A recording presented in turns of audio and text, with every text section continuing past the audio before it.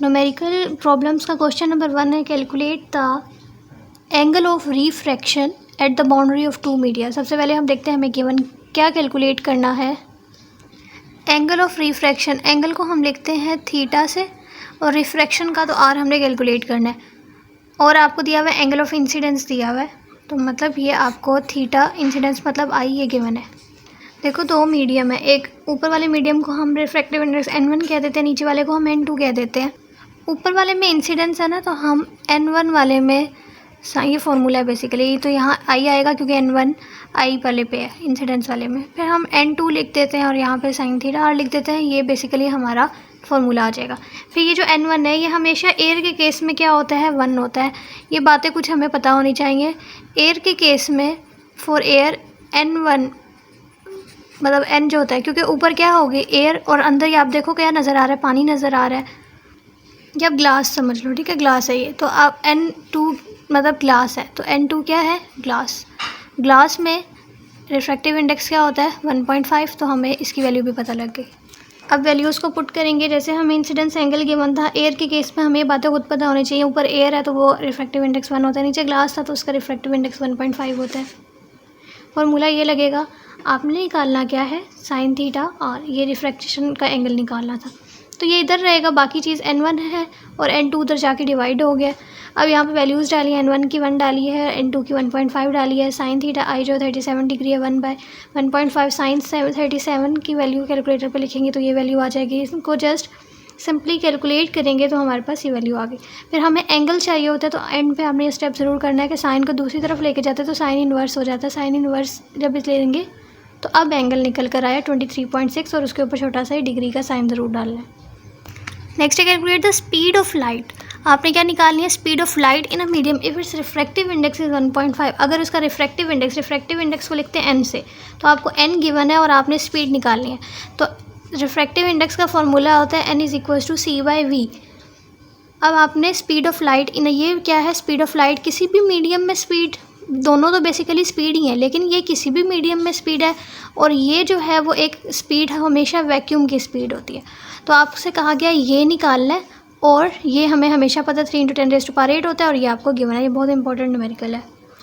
ये सब गिवन एक चीज़ थी, आपने स्पीड निकालनी थी। जब भी किसी कहा जाए ना कि किसी मीडियम में स्पीड निकालें तो आपने v निकालना है। n = c/v लिखा, c की वैल्यू 3 × 10⁸ डाली और n आपको गिवन था और यहाँ से आपके पास स्पीड आ जाएगी। थर्ड है कि calculate a ray of light moving through a medium of refractive index at an angle of incidence. ये इंसिडेंस मतलब एक लाइट आ रही है और जो उसका इंसिडेंस एंगल, इंसिडेंस मतलब एक जो लाइट आकर स्ट्राइक करती है उसको बोलते हैं, वो कितने एंगल से स्ट्राइक कर रही है 21 डिग्री, तो इंसिडेंस ये हो गया। और वो रिफ्रैक्टिव इंडेक्स जो है उसका ऊपर वाला मीडियम n1 होता है, नीचे वाला n2। इंसिडेंस वाला जो मीडियम होता है वो 1 होता है। और कहा गया है कि और वो दूसरे मीडियम में जा रही है जिसका रिफ्रैक्टिव इंडेक्स मतलब कि अब दूसरे में चलेगी तो n2 आपको कितना गिवन है 1.7 और आपने एंगल ऑफ रिफ्रैक्शन निकालना है। अगेन जो चीज़ें गिवन थी हमने यहाँ पे लिख ली, वही फॉर्मूला लगेगा n1 sin theta = n2 sin theta r। Sine theta अभी हमने सीखा भी है फर्स्ट न्यूमेरिकल में, साइन थीटा r निकालना है, बाकी चीज़ें दूसरी तरफ चली जाएंगी और यहाँ से एंड पे साइन का इन्वर्स ज़रूर लेना है। नेक्स्ट है कि assess the values of critical angle if light enters from medium of refractive index into a medium of refractive index. Basically आपको 2 रिफ्रैक्टिव इंडेक्सेस जो है वो गिवन है। पहला वाला जो है उसको n1 कह देंगे और दूसरा वाला जो है उसको n2 कह देंगे और निकालना क्या है क्रिटिकल एंगल। इसको छोटा सा c लिख देते हैं जो मतलब critical angle.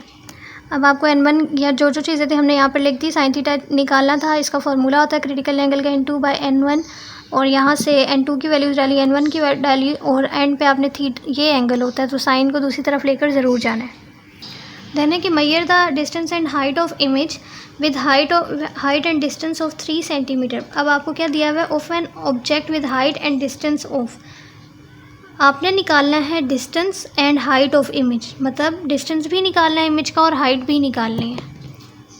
Height of image hi मतलब बेसिकली हमने फॉर्मूले में बुक में देखा हुआ है कि सिर्फ आई लिखा होता है तो हम कह देते हैं सिर्फ आई निकालें मतलब हाइट ऑफ इमेज। फिर आपने डिस्टेंस ऑफ इमेज जिसको हमने कहा था कि वो बेसिकली क्यू होता है, लेकिन आप पूरा लिख लो अगर याद नहीं रहता तो डिस्टेंस ऑफ क्या निकालना है इमेज।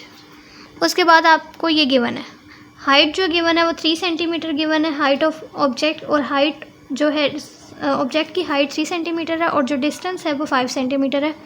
मैग्नीफिकेशन मतलब कैपिटल M जो है वो 3 है। ऑब्जेक्ट के डिस्टेंस को हम P से लिखते हैं और हाइट ऑफ ऑब्जेक्ट को आप O से कह लो, और मैग्नीफिकेशन हमें गिवन है 3, और हाइट ऑफ इमेज मतलब I निकालना है और डिस्टेंस ऑफ इमेज मतलब आपने Q निकालना है।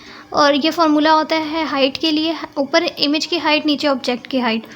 अब यहाँ से हमने निकालनी क्या थी, हाइट ऑफ इमेज, तो ये मतलब I होता है यहाँ पे और नीचे O, तो I इधर रहेगा, O उधर जाके मल्टीप्लाई हो जाएगा, M आपको गिवन है, O भी गिवन है, दोनों को मल्टीप्लाई कर देंगे।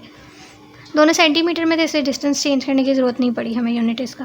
देन डिस्टेंस ऑफ इमेज, और अब मैग्नीफिकेशन डिस्टेंस के हिसाब से लगानी है, तो अब डिस्टेंस दोनों है, लेकिन ऊपर इमेज रहेगा, नीचे हाइट ही रहेगा, ऑब्जेक्ट ही रहेगा। जब हाइट थी तो वहाँ पे हाइट लिखा था, अभी डिस्टेंस लिखा हुआ है। ये भी सिंपल है, डिस्टेंस ऑफ ऑब्जेक्ट को वहाँ मैग्नीफिकेशन के साथ जाके मल्टीप्लाई कर देंगे तो इमेज का डिस्टेंस आ जाएगा।